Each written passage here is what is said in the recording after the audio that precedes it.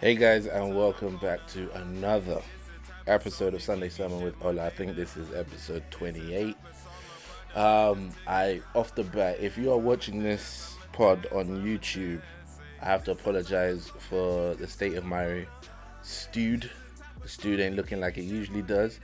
It's gonna be better. It's in flux. We are a few weeks away from welcoming our new addition. So a lot of changes around the house. Um, yeah, man, this used to be like studio slash storage. Now it's gonna be a bit more dedicated office and studio space. So just forgive the appearance. Everything's kind of out of whack. I clearly need to change the batteries in the Ola sign. Like there's things that need to happen, but it's gonna happen. Again, this is about consistency. It is an exercise in consistency. So, saying that, put the lights on, turn the camera on. I'm here.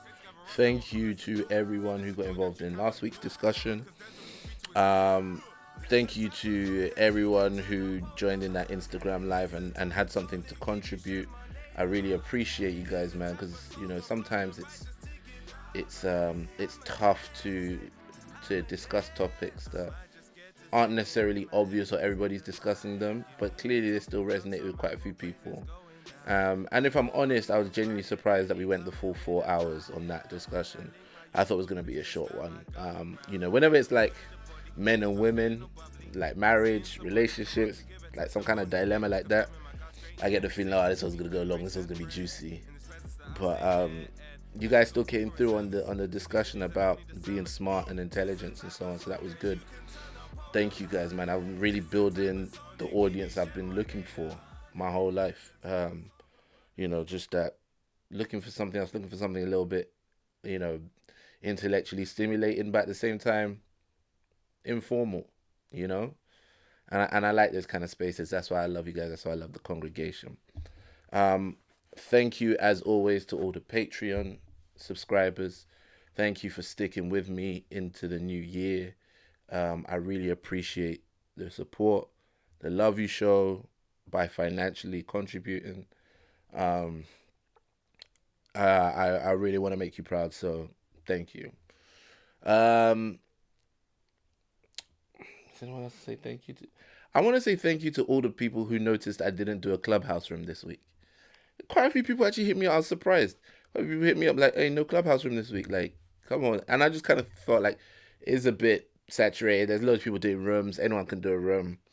It's gonna be fine. People will be okay. But the fact that people noticed that I didn't do one, that really touched me. It's been a hectic week. It's been busy. You know, there's work. There's, like I mentioned before, preparing the home, and a bunch of other things that need to be done as well. And as you guys know, I've been making content for other people, so I'm keeping up deadlines, and it's been a lot. So that's why I say, this is a real test and exercise and consistency for me to be here. So let's get into today's topic. Oh, and by the way, still no notes to the editor, no letters to the editor, nothing for me to read out. I thought when I said it the other time, like, and I did mean it, that like it's actually fine. Maybe the idea didn't bang, but I was like, someone's gonna write me a letter now and be like, "Oh no, I meant to this whole time, but I just didn't get around to it." And still nothing came. I was like, "Oh, I guess it really doesn't bang." Okay, nobody's feeling the letters to the editor kind of idea. All right, cool. No wahala. Yeah, today's topic. So today's topic kind of came out of the fact that I didn't have a topic. As I was having this conversation with my sister about like, oh, why don't you talk about the these Trump supporters who stormed the Capitol? And I was just like, no, what am I gonna say? Everyone, like, it's got to the level of like pop analysis now to be like, if they were black, they'd never get away with that.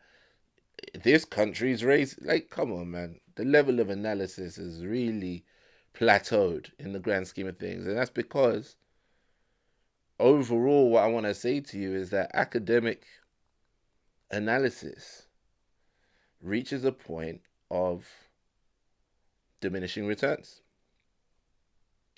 That's what I was saying to my sister. I was like, I think I've really gone over the hump to which academic analysis keeps bringing back any sort of return. And I'll go a bit deeper into why I'm saying that. I had another conversation with another brother of mine, and we have the same mind. It was Fumbi. It was Fumbi. And so we had the same conversation. We have the same mind. A lot of the battles that we may want to fight, I guess, or whatever it is, we don't for good reason. I don't know if it's a part of it's getting old. I think Tupac said that, black men only have till the age of 30 or something to fight, because after that they take the fight out of you. They put you in a 9 to 5 job, they give your family and tire you out so you can't fight back anymore. I don't know if it's that coordinated, but I do know that I don't know whether to call it mellowing with age or maturing with age, but I just have a different outlook. I'll give you some background. Right around, when was it? I want to say I'd graduated uni, so it was after like 09. I started reading, got hold of some materials that kind of really started opening my eyes on race. And I always had this interest in race and gender and stuff like that. So I liked to have these discussions. And on Facebook, I used to have these legendary discussions. Oh my goodness, my Facebook discussions used to be fantastic. So to be honest, to find myself here or Clubhouse doing like discussion topics isn't that crazy. It's always kind of been there. And at the time, some of the things I used to say about race sounded really, really radical. I remember people coming up to me like, whoa, you've really turned into the Black Power guy. You've really turned into like the, fist up. And I was like, to me, it was like obvious stuff. I was just beginning to really understand the way like privilege works, the way that racism is structural, what the lasting effects of colonialism and slavery are. Today, 12-year-olds will tell you this. It's so mainstream now. But you have to remember at this point on Facebook, nobody was having it wasn't as widespread to have these kind of conversations. So I seemed very radical at the time. And I didn't feel radical. I just felt like, I don't know, I just always had this thing about when I feel an injustice, like there's something in me. And then to be honest, my father has actually told me that it's something that our family men are known for. So even though I didn't grow up with him, it's interesting that he's of the same ilk. He was my father's actually an interesting man. He was actually involved in the struggle. I love how people that did some protests and go, yeah, I was in the struggle, He was in the struggle. He was, part of people campaigning to get, the first black MPs into parliament. He was, really campaigning with Diane Abbott and Bernie Grant and David Lammy. So it was like he was active politically. He was all about like the struggles of black people. He felt this strong affinity to like Jamaican culture. I know he used to listen to a lot of reggae protest songs. I'm pretty sure he used to smoke marijuana. He was an academic. He is an academic. So the fact that I was this guy who was like speaking up against these injustices didn't actually shock me that much. I was more shocked the fact that like I didn't grow up with my dad, but I'd taken on so many traits like him. Fun fact, he used to run aside from his academic work, he used to run a music promotions business where he booked acts from Nigeria to come and perform in the UK, and he went by the name Ola's Music. Just a fun fact, and I didn't know any of this, by the way. It's just interesting. It's just, I don't know whether it's DNA or it's spiritual, but way too many weird similarities. So it turns out it's not that crazy for you to be that, I guess, active or vocal So over a period of time, I now had to really start asking myself a few more questions, and I think it's not surprising that you see young people get active in their teenage years, early 20s. You know, it's stereotypically, like if you watch American Dad, for example, the daughter's like all eco-friendly and against capitalism and so that happens, right? Why? Because you're young, you're idealistic, and you don't have any real life, you don't have enough life experience to beat you back or make you bitter yet. If you're bitter at 22, I'm sorry for you. If you ever seen a bitter 22-year-old, man, that is a great place to be. So you usually got way more rose tinted glasses. You're looking at the world on the uptick. And there's nothing wrong per se with that. We need young people. We need the youthful exuberance. We do. But I think also as I've grown older, you have to now start marrying up with how the world works. So every day you're introduced into small compromises. Like, for example, one of my main compromises every day that I have to figure out is, regardless of how I feel about colonialism, do I want to live in the UK or do I want to live in Nigeria? I have both passports, right? And I go, my family's going to be safer here. I'm going to have access to free healthcare. I'll stay in the UK. But that's the exact same basis of like having house Negroes and field Negroes. It's the idea that if you can separate them and give some of them some privileges, they will maintain the order. So I go to work and build this economy up like everybody else to keep it at its, no matter how much 52% of the country wants to vote for its downfall. Sly Brexit joke. Um, I still work to build up this country's status and financial prowess around the world. I'm not saying I do it single handedly, but I'm saying I contribute. I pay taxes here. I put my ideas, my energy here. I circulate my funds here. I keep my funds here. You know what I'm saying? I have my bank accounts are here. You know what I'm saying? Like I pay into this economy. So it's all well and good me saying I want to see Nigeria rise, I want to see Africa rise, but I make the compromise of living here, right? And I think that's the first step. That's the first step. And I think there are many steps, and they include things like overall exhaustion, the need to protect your mental health. Like I just had to say to myself at one point, I'm not watching any more videos of police shooting black guys. I'm just not doing it. Every week there was another video, and I didn't feel good. I felt like crap. I watched them, got angry about them. There was one day I just like decided, oh, I think it was after the like Philando Castile. That's what, yeah, I think that's what his name was. I organized an event same day.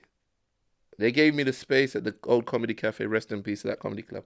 They gave me the room upstairs, and I just had this discussion event. I just got people around, and I was like, yo, we need to talk. We need to like figure something out. What do we do? The world ain't right, blah, blah, blah, blah.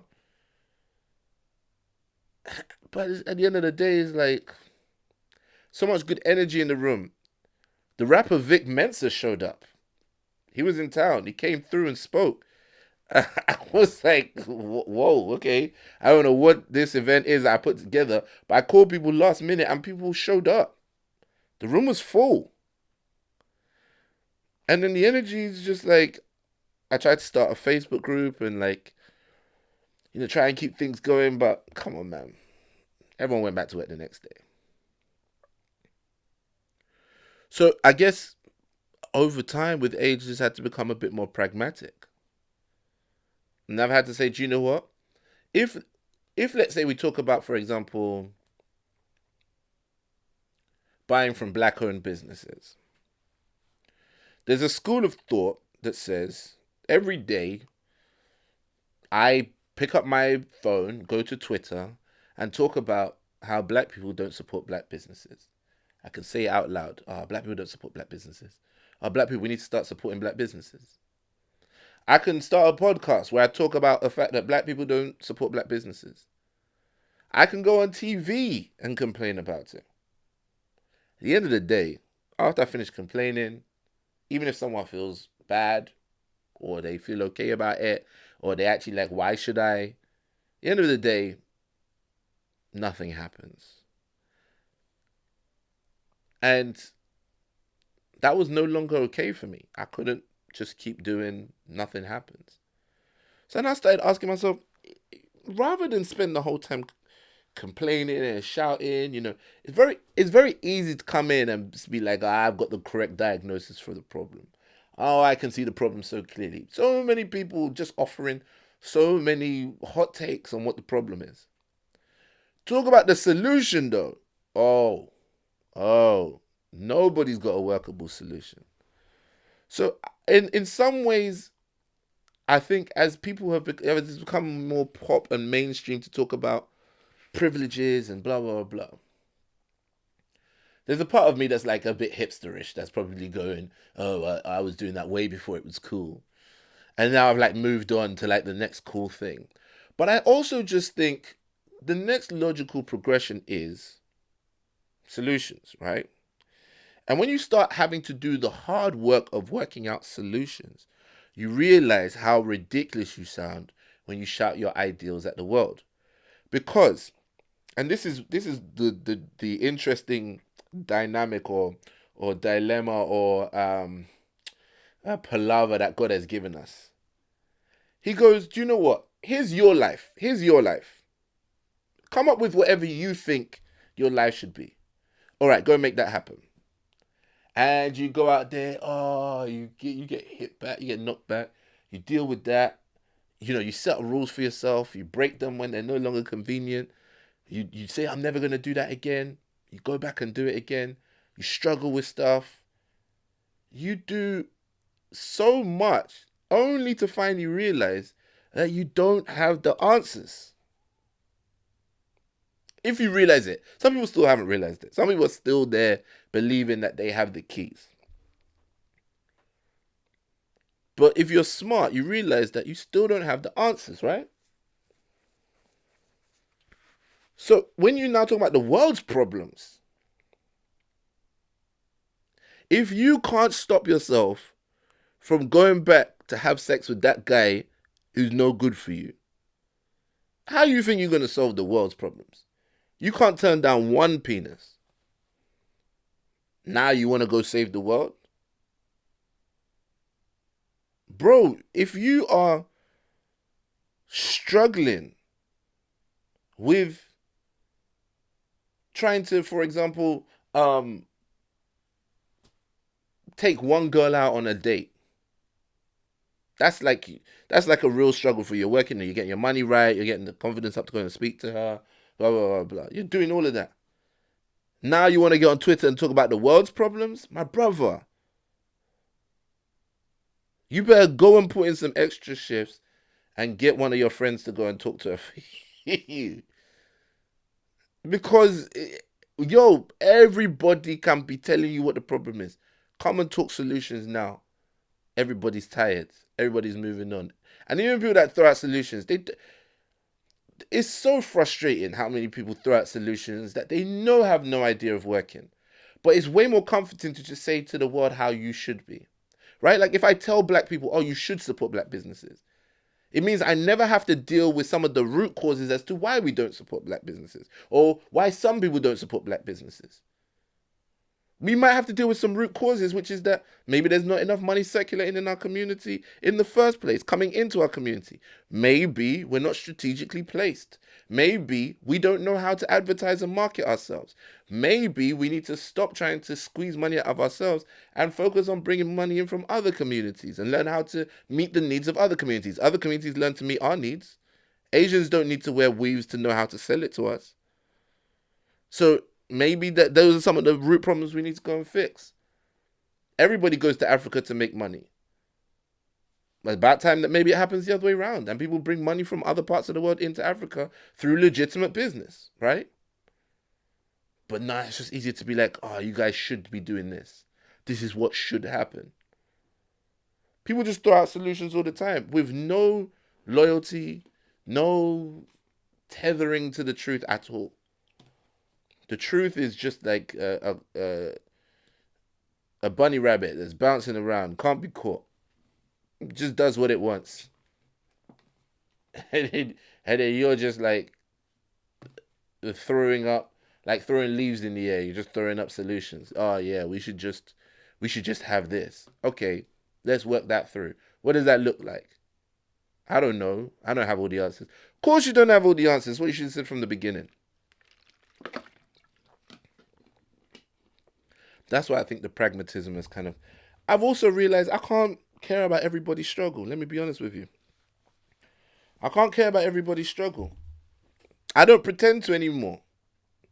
I don't think I ever pretended to. I think I was just quite obvious about the ones I cared about. But I felt bad, like people try and flip it on you, like, oh, it'd be like, Ola, you're black.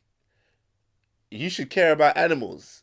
Your people know what it's like to be taken from your natural habitat, engaged, and taken to another country and forced to work for no money. I'm like, hey, relax, relax. I've heard that comparison made before. It's not doing anything for me. I just don't care that much about animals. And I have to be real about that with myself. And I need to stop pretending for you lot. Because the truth is, I can't care about everything with all that passion. When will I ever live? There was one summer in particular where I was like, you know what? I'm watching Love Island. I'm doing Twitter banter. I just need a break, man. I just need a break. Because I guess it's linked to last week. Sometimes when you just know too much, oh, it's tiring, man. Then when you care too much, oh, how do we reconcile all these videos we've seen of like police brutality? How do we reconcile it? Because even if you do burn the building down, even if you do loot the shop, even if you do write the letter to your congressman, even if you do go to the protest and protest peacefully, even if you do sing the song or form a drum circle or whatever it is you're trying to do, after that you still go back to your house. So I'm like, I think now I'm starting to take a much more like bird's eye view on issues. I'm now removing myself from where I currently stand and I'm having to look at it from above. And and this is the way I approach negotiations, this is the way I approach, conflict resolution. I kind of have to go to an almost objective point of view and go, all right, I need the mental dexterity to understand the opposing view. And that's the skill I think we're losing out on these days. I think people don't have the mental dexterity to understand a view that isn't theirs, the opposing view, to understand it fully, not to paint a picture of it based from your perspective, but to truly stand in someone else's shoes. So it's just easier to label that person evil. And yes, there are evil people in this world. But the vast majority of people have the same level of evil in them as you, even when they disagree with you. They just have different motivations. And we all turn a blind eye to something. It's just convenient that we also have a mechanism within us that justifies the things that we turn a blind eye to and vilifies the things that other people turn a blind eye to. That's just how I look at it now. So I never seem as fervent on struggles of black people, struggles of women, struggles of the LGBTQIA plus community, animals, the environment. I'm never fervent on these issues anymore because I'm like, the pragmatism of what it takes, because we're human beings, just kind of lets me know that any kind of hard line with no nuance is ridiculous right now. People love a narrative. That's how today's world works. That's what gets you traction and builds you up online. If you were to give, what's the narrative of Ola's Sunday sermon? It's tough to say what my narrative is. It really is, because it's not a single narrative. Every week I'm constantly taking ideas apart and looking at it from both sides, and I'm giving like the pros and cons, and I'm going like, this is what I felt, but on the other hand, this, then I do a 4-hour conversation and blah, blah, blah. And that's more like what the real world looks like. But that doesn't do as well online. If I came out and I said, my narrative on this pod is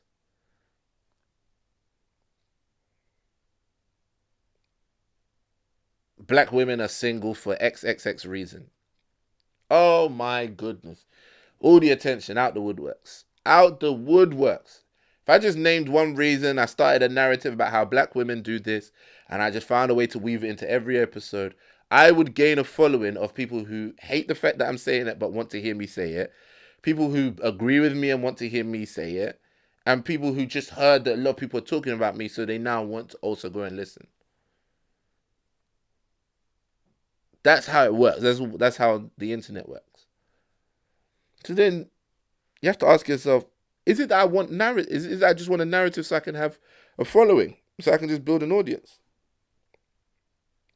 But to me, that seems like a real waste of life. To just be this Pied Piper of just bringing people, yeah, let's go protest. Oh, this is unfair. Let me just tweet something today, just incendiary. Let me tell you about why black men are trash. I really can't get behind it. And I think it affects the way that I do comedy as well. I can't do comedy by extremes. I can't create by extremes. I don't. Which story are you reading where it's just like good fights evil and then good wins? Think about even like the most like comic book stories. They all have some element where the hero has an element of darkness. They have a weakness. They have a loss. They have something. There has to be something that turns around. Then they overcome. There has to be some pain. There has to be some struggle. Something. With Bruce Wayne, the fact that he lost his parents. A lot of them lose their parents. You know what I'm saying? Like they're all struggling with something. So if I told a life story of these superheroes as like they got powers and they beat up bad people, that would work well online. But it doesn't work well for the story or for the comic books because we need more nuance. We need to see more struggle. We need to see something less one-directional. Yet we turn real life issues into one-dimensional issues. So if people come in and like, if I go into like let's say a clubhouse room, which has actually happened before, and they're doing black women have been through so much, and black women just consistently get disrespected, the most disrespected.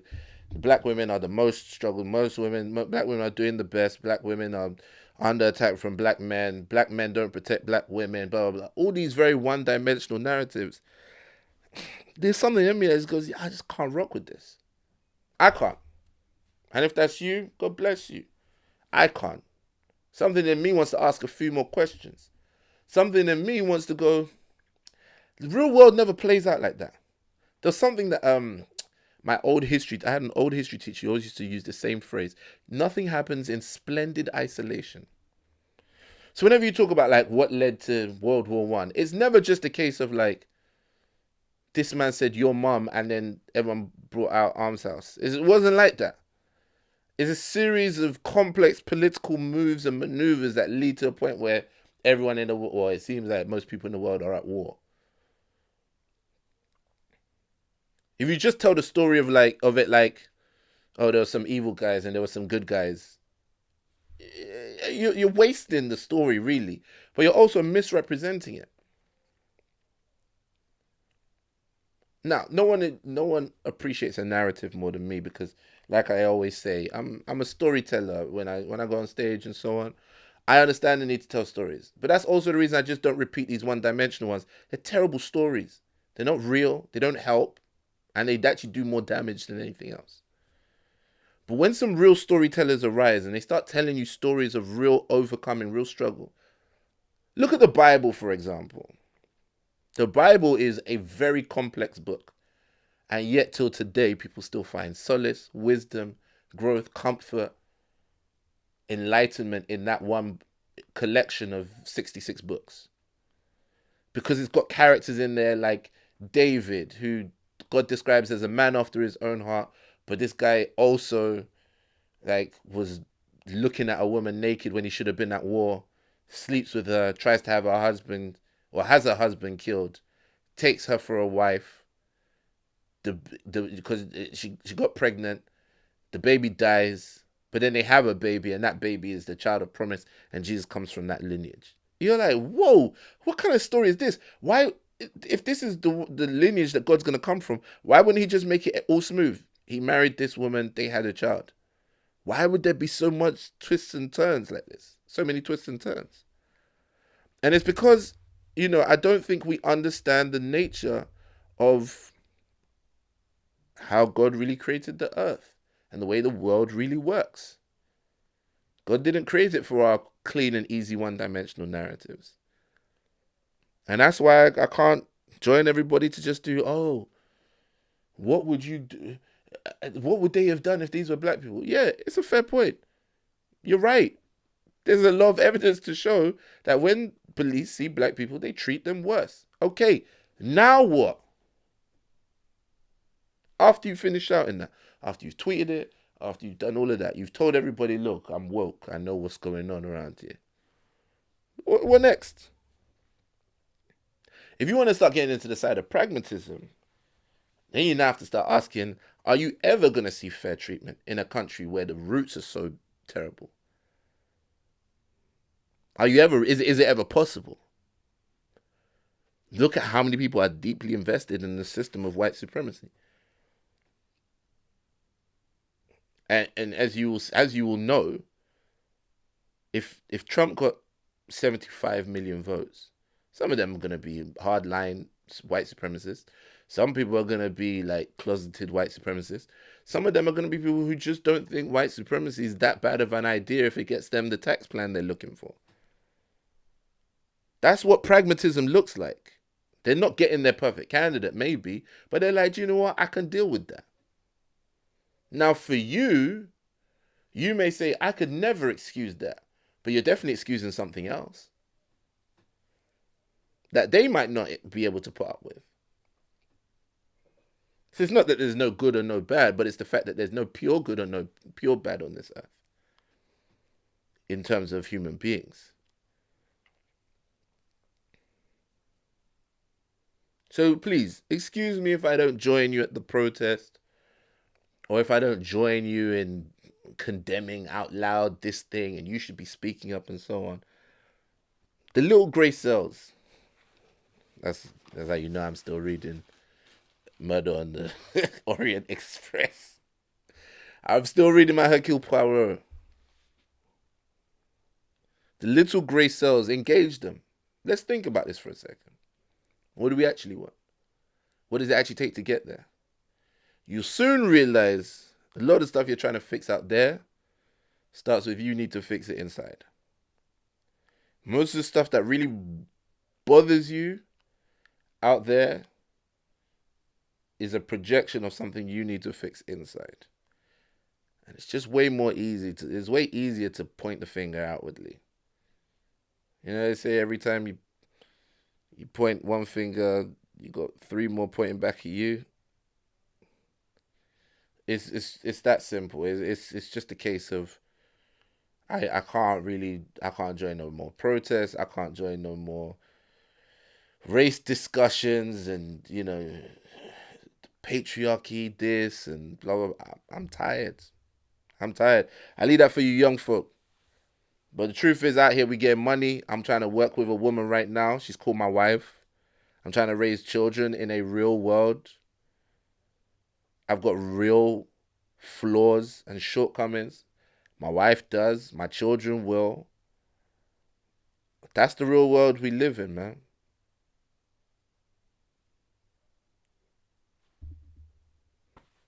I'm somebody who's probably, if I can afford it, I want to send my kids to private school. And I'm going to, at the same time try and make sure I pay my fair share of taxes. So the school system in this country, is funded. But at the end of the day, I can't promise you I'm going to be out there at the next NUS teachers strike or whatever it is, holding the picket line with the teachers. I'm probably just not going to care that much. Let me be honest. I think, first of all, the more we start being honest with each other, then we can start actually caring for real, not caring for likes. So, yeah. this takes me back to the original point I wanted to make, which is the academic analysis of an issue, knowing all the right words, patriarchy and misogyny, and cis heteronormative, but all of this, knowing all of this, is the kind of wisdom, is the kind of knowledge that makes one stupid, I believe, after a certain point. Because it's like you have all this knowledge, you have the tools, you can't build anything. Just collecting tools and showing them off. Look how many words I know. You just go online to go and tell other people, oh, you don't have as many tools as I do. Ain't built a damn thing in your life. And you know this because a lot of people building things aren't on Twitter talking about, oh, the heteronormative, blah, blah, blah. Oh, if we look at race from a critical theory point of view, blah, blah, blah. At the end of the day, man, it's like, real talk. What are you going to do? Are you going to spend your money here? Are you going to spend your money there? Are you going to live here? Are you going to live there? Are you going to marry this person? Are you going to marry that person? Are you going to say this? Are you going to tolerate this? Are you going to stand up for this? Are you going to sit down for this? Whatever it is, you have to make that decision eventually. So I'm with the pragmatism. Academic analysis reaches a point of diminishing returns, and I think for a lot of people it has reached that point where knowing more is not helping you. And I think we now need to move to a point of having wisdom, and the wisdom is for application. I want to hear your thoughts. As always, I want to discuss it with you guys on Instagram Live tonight, 8 p.m. Guys, am I just getting old? Do you care about protests? What are the causes you care about? What are the causes you actually don't care that much about? Do you feel bad about not caring about them? I'm not saying I want to see animals tortured. I'm just saying I don't care enough to be vegan. That's what I'm saying. So what are the things that you care about in a very loose and ethereal way? Come talk to me, man. Talk to me about the causes you care about. Causes for horses. I'm definitely tired, man, because that was not funny. Guys, stay blessed.